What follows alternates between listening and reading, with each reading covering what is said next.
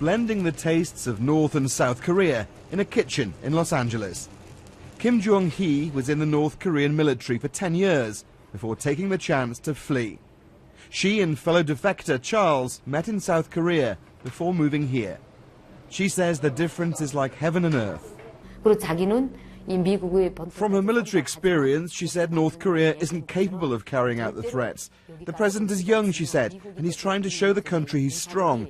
But he's afraid of America and knows the country would be crushed. Her husband said growing up they were taught America was the reason they were starving, and only after leaving did he discover this wasn't true.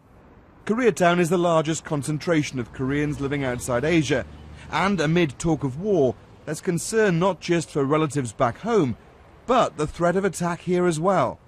Not since the end of the Cold War has the US West Coast really worried about the threat of a nuclear attack. But people here are asking, should we be concerned? North Korea is unpredictable. It's made advances with its rocket and its nuclear technology. And the words of the US Defense Secretary about a real and clear danger is hardly reassuring. But many people think it is more about bluster and politics than the realistic threat of war. I don't think they can launch anything that will hit this country, but I think they're a danger to South Korea, yes. Well, I mean, everyone should be concerned, you know? I mean, it's our lives.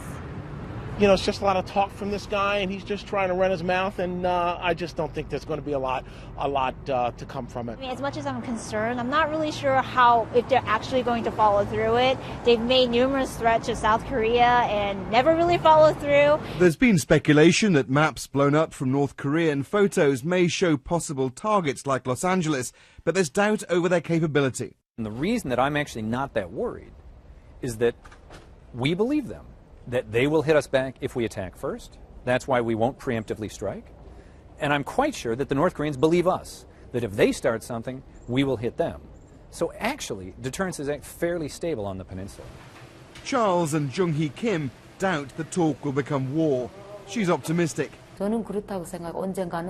One day, she says, I hope to go home and help my family. A family she's not spoken to since she left, and who doesn't even know if she's alive or dead. Alistair Leithhead, BBC News, Koreatown, Los Angeles.